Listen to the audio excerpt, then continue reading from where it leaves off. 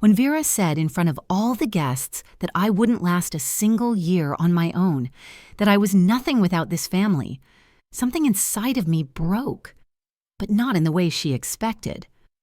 There were no tears, there was no shouting, there was only a cold clarity, like when ice cracks and you can see the dark water underneath. The guests were laughing, a few were recording on their phones, and I just smiled. I looked my daughter-in-law straight in the eye and said with a calmness I didn't even know I possessed, "Why wait a year? I'm leaving now." The silence that followed was so heavy I could feel it in my bones. I turned around, grabbed my purse from the cream-colored sofa, and walked toward the door without looking back. Every step sounded like a thunderclap in that room full of people. Let me tell you how I got to that moment. 3 years ago. I was 62.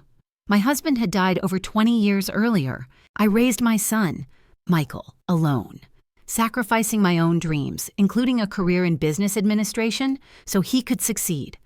I chose him. I always would. Michael grew up, became successful, and then he met Vera. She was a storm disguised as a breeze, pretty, elegant, and instantly dazzling to my son. They married quickly. I helped pay for the huge wedding with my savings.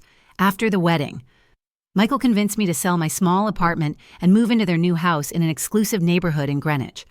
"Mom, the house is huge. Vera and I want you to be close." I agreed, believing I was investing in my son's happiness. My room was on the ground floor, far from the master bedroom, so you can have your privacy, Eleanor. Vera told me with a smile that never reached her eyes. I should have seen it then. I should have noticed how she always called me Eleanor, not Mom, how her compliments always had a sharp hidden barb. "That's a lovely dress. Eleanor, so age-appropriate?" Or, "Thanks for helping with the cleaning. It's good for you to stay active." I tried to help, to be useful, but Vera used a poisonous kindness to reject every gesture, making me feel perpetually wrong and in the way. If I cooked, she'd order takeout. If I tried to clean, she'd hire a service. Michael saw nothing or didn't want to see. "Mom, Vera is just worried about you. You're overreacting. She adores you." Little by little, I became smaller in that enormous, luxurious house, an intruder in a museum, an invisible guest. Michael's birthday party was the stage for the final act. Vera, in her emerald green dress, had orchestrated every detail. I tried to look presentable in my pearl gray dress, wanting my son to be proud. I stayed near the caterers until I ventured into the yard, where I saw Michael surrounded by friends. After a quick, distracted hug from him, I drifted to the edge of the party. That's when I overheard Vera near the bar, talking to her friends. "Michael is so good to her. He keeps her here, gives her everything, and she doesn't even appreciate how lucky she is." She sighed dramatically. "I just hope Michael realizes it someday. She can't take care of herself. Without us, without this family, she has nothing, absolutely nothing." I stood paralyzed, listening to her reduce me, the woman who had worked decades, who had raised my son alone, to a pathetic burden in front of strangers. I give her 6 months, maybe a year tops, if Michael ever actually lets her go. She has no savings, no career, nothing but this roof over her head. Vera smiled, a cold, calculated smile. The anger was not hot, it was cold, calculating, like ice spreading through my veins. I got tired of shrinking. I got tired of being invisible. When Vera picked up her glass to give her speech, I knew what was coming. She spoke of her devotion to Michael, and then her gaze slid to me. "And honestly," she said, with that tone of fake concern, "I doubt Eleanor could live on her own for more than a year. She has no career, no real resources, no independence." The silence was brutal. Every eye was on me. Michael only offered a week. "Vera, honey, I don't think this is the time." He was not defending me. He was trying to smooth over the situation without contradicting his wife. I took a deep breath and stepped out of the shadows. "You're right, Vera," I said, my voice steady. "I doubt I could live on my own for a year, depending on this family." I paused. "Why wait a year? I'm leaving now." I walked away without looking back, straight to my room. As I packed my old suitcase, Michael came in, panicked. "Mom, please don't do this. Vera didn't mean it like that. Your wife tore me to shreds in front of 50 people, Michael," I whispered. "Why didn't you defend me?" I didn't know what to do," he mumbled. "I didn't want to make things worse." "Normal was me making myself invisible in my own life," I said, closing my suitcase. "I don't want everything to go back to normal." I left the house and took an Uber to a modest hotel. It was there, sitting on the simple bed, that the final knife twisted. My phone vibrated. A text from Michael. "Mom, I need to be honest with you. With the baby we're planning on having, we're going to need that space you're using, and financially.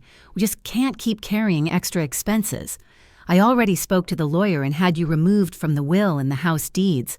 It was something we should have done a while ago. I have my own family now." I read the message 3 times.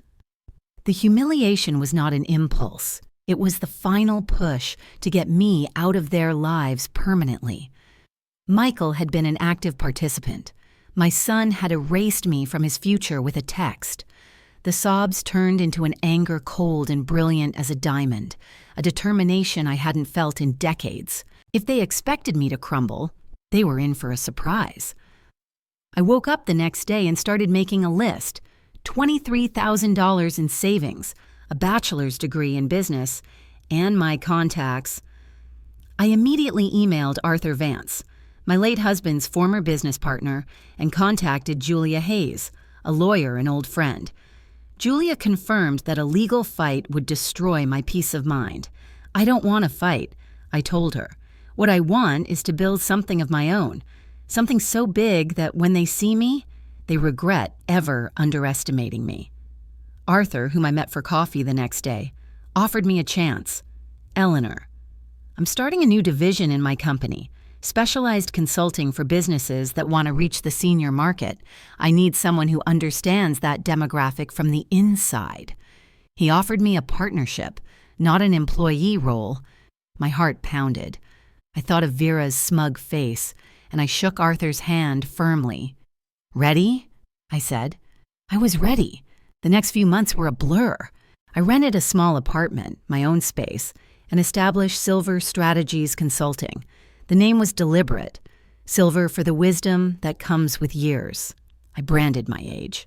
I secured my first major contract with a chain of gyms. The over 55 market controls over 70% of the disposable income in this country. I told their young marketing team, "You're leaving money on the table because of generational bias." I walked out with a $25,000 contract, with Arthur's backing and Julia's legal advice. My company flourished. I built a team of women the world had discarded, and we proudly called ourselves the Silver Circle.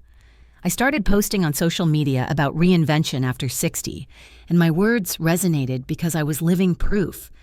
Then, the world delivered the justice I hadn't sought. The video of Vera humiliating me went viral. The comments were devastating, exposing her as cruel and fake. Vera's brand deals were canceled. Around the same time, Michael's best friend told me Michael was a wreck. He discovered Vera had been manipulating him financially for months and never wanted children. The baby lie was just to control him. Michael was ashamed. When he finally called me, his voice broken, I appreciated his apology but stood firm. "Michael, I need to protect my peace. When I'm ready, I will let you know." 3 weeks later, I was selected as a keynote speaker for the city's annual entrepreneurship summit. The topic, reinvention after 60. I learned Michael was in the audience, alone. I walked onto the stage, my hair all silver gray now, my battle scars. 11 months ago, I was 65 years old, and I had nothing. I began telling my story with brutal honesty. Age makes us invisible in this society, especially women. We are told our value ends when we stop being young. But that is a lie. I am 66 years old. I have wrinkles. And I also have a company that generates over $300,000 annually. I have a life that I built with these hands that someone said were not capable of holding anything. The audience erupted in applause. Michael was on his feet, clapping, crying. During the kanda, Michael raised his hand. Is there room for forgiveness in your story of reinvention, or are some wounds just too deep? I looked at my son, thinner, filled with genuine respect. I believe forgiveness isn't something you owe to other people. It's something you give yourself so you can move on. But forgiving doesn't mean forgetting. It means setting boundaries, protecting your peace, and rebuilding trust slowly, if it's rebuilt at all. A year after that night, I was nominated for the Business Reinvention Award at a huge gala. I saw Vera, sitting alone at a nearly empty table, looking small and defeated. I felt nothing but indifference. When I won, I stood on stage with my crystal plaque. I hadn't won because she lost. I had won because I chose to build instead of destroy. Later, Michael walked me to the car. I am so proud of you, Mom, and so sorry. That day, she thought she was destroying me, moi, I said. But it was the greatest gift anyone has ever given me, and it set me free. Tell Vera, thank you, because without her cruelty, I never would have discovered my strength.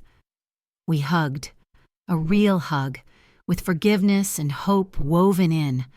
My story hadn't ended in that garden, it had just begun.